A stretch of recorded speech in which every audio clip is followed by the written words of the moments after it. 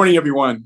Happy St. Patty's Day. You see, I got my green on, and Cal, I'm noticing there's no green there, man. I don't know. Are you boycotting St. Patty's Day today? What's going on, bud?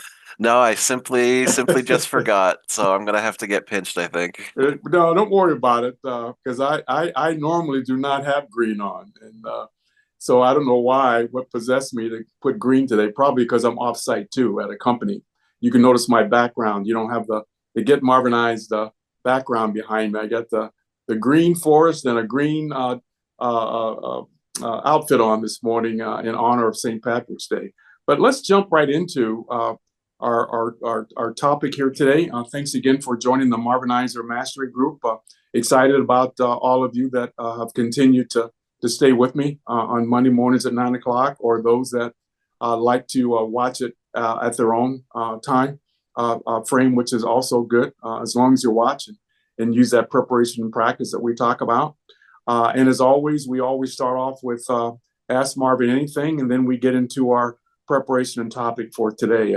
As a matter of fact, I'm getting to the point where I don't know if we should say Ask Marvin Anything anymore, Cal, and maybe call this Can We Stump Marvin with a question. So let me hear what you got here today. What's the latest question under Ask Marvin Anything for this week?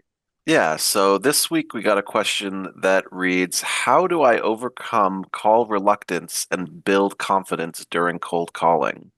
Oh, the old call reluctance. The old call reluctance. I'll tell you, that's a good one. That's a good one.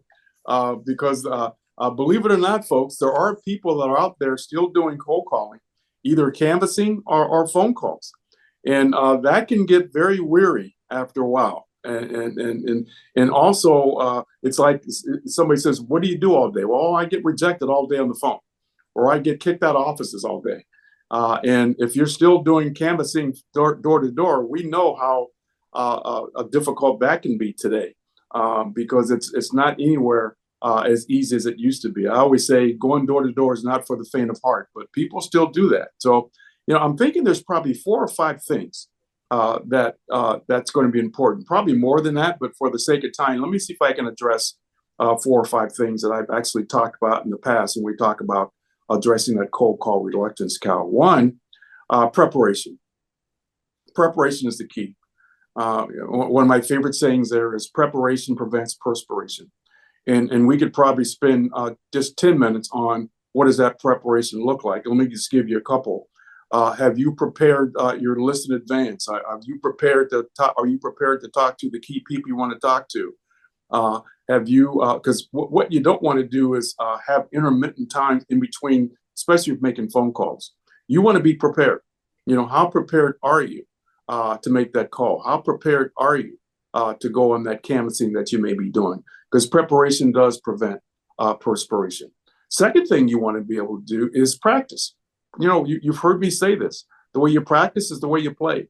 You should be practicing over and over and over again. My mantra is don't practice until you get it right. Practice until you won't get it wrong. So if you're still out there cold calling, and cold calling isn't dead, whether it's on the phone or face to face, do some practicing, do some preparation.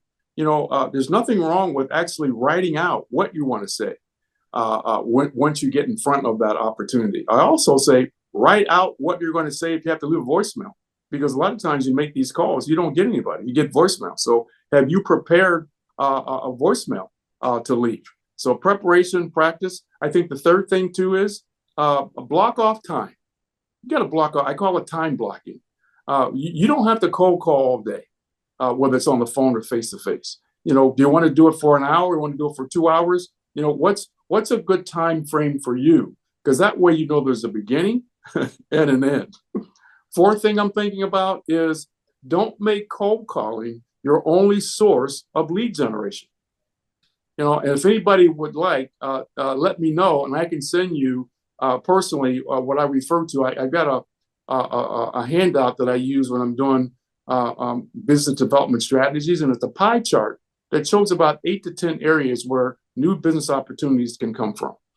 You don't want to just do cold calling all day on the phone or face to face. You'll get burned out right away. And then the last thing is be persistent.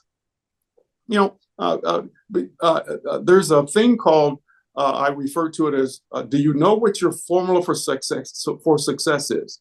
I could make 40 calls and maybe get a nice group of prospects that I can call afterwards. You may have to make 50 calls, or you might have to make 60 calls. What's your formula going to be? Or you may have to canvas 8 companies or 10 companies before you get an appointment. So be persistent. Know what your formula for success is. So 5 things, Cal. 1, preparation prevents perspiration. 2, you got to practice. Practice. Write those talking points out and then practice them. Time blocks. Block off some time. What's going to be comfortable for you, and then there's a beginning and an end.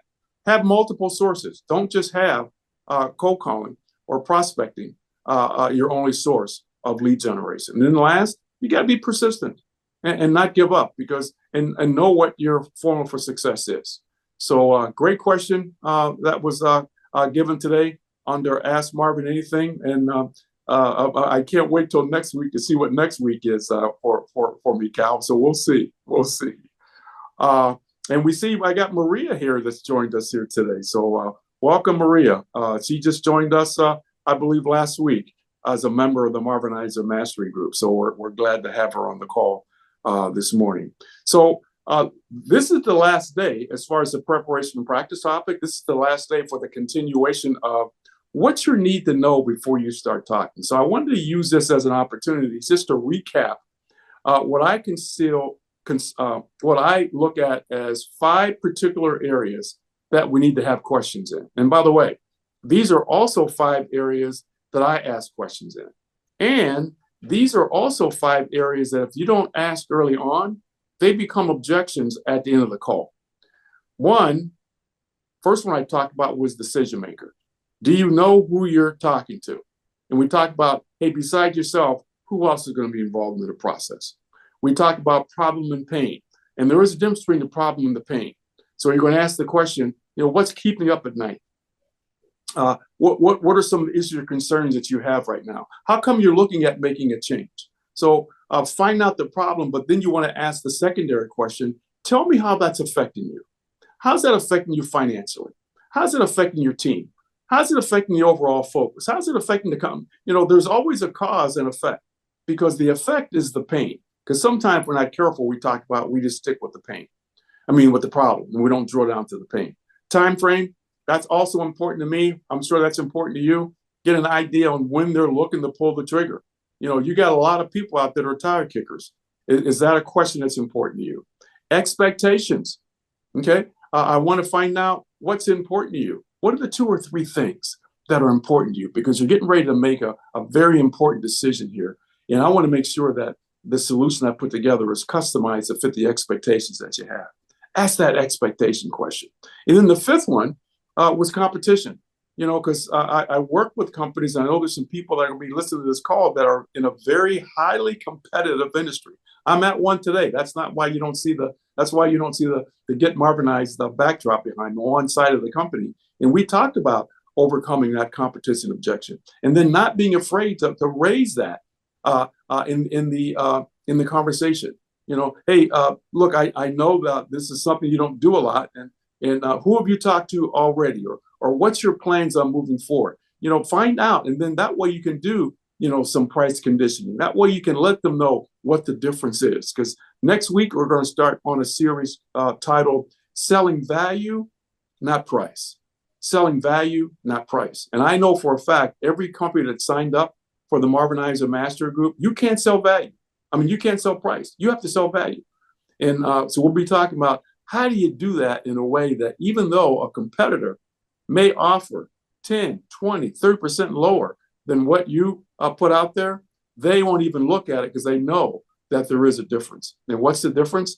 That's the value proposition that you bring. That's the features and benefits that you talk about on your company and your product and service. And we'll spend some time for a couple Mondays really focusing in on that. So make sure you're asking the questions. That's the needs analysis. That's the needs assessment. Remember, your job is to find out if there's a need for what the customer has. You're not there to do an information dump. So that's my focus here today. Preparation and practice provides peak performance. You always hear me say that at the end. The way you practice is the way you play.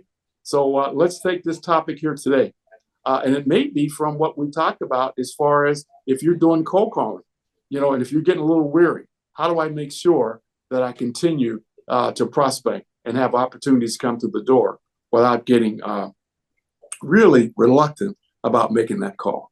All right. So I'm looking forward to hearing from you.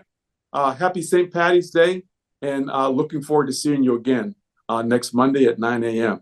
Look at the video, share it with the team. You also get this information on a AI summary. So I know some people enjoy seeing that. So Cal, happy St. Patty's Day. Marie, I see you there, as well as anybody else that's on here with the name up there. Happy St. Patty's Day, and we'll see you guys next Monday. Thanks again. Take care.